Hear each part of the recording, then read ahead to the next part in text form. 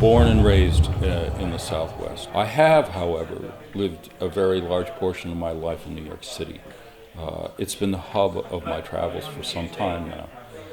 But yeah, this particular path of the slow shadows has been a really satisfying one.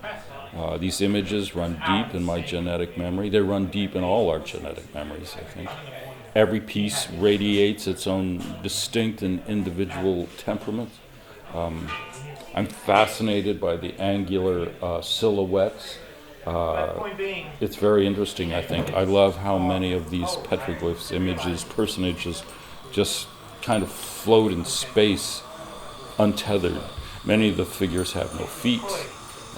They're not anchored to the ground. And I think it expresses the idea of spirit or some transcendent supernatural being. The process of rendering these otherwise flat images into 3 dimensions, I think, focuses the evocative nature of ritual and ceremony that comes with each.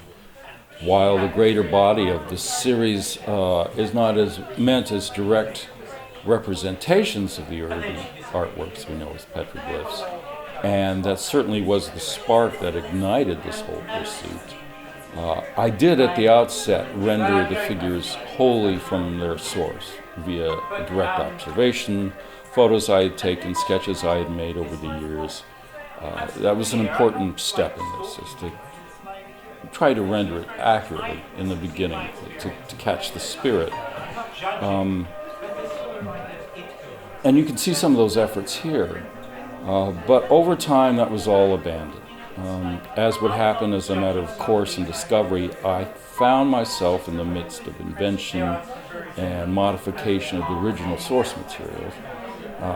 And that gave way to how the majority of the works that populate these walls appear at present. It's of no surprise that so many artists have found inspiration in the study of the petroglyphs. My aunt, painter Bev Trumbull, to whom these exhibitions have been dedicated, made it the entire focus of her later career.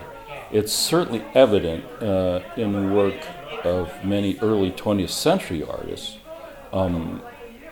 Picasso being, of course, the most high profile.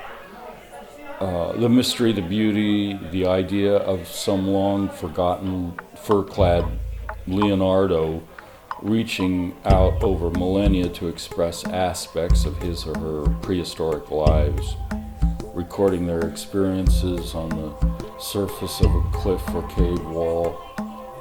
It speaks to our intrinsic need to express and share a vision. I think one could say with some confidence that they simultaneously invented the art gallery.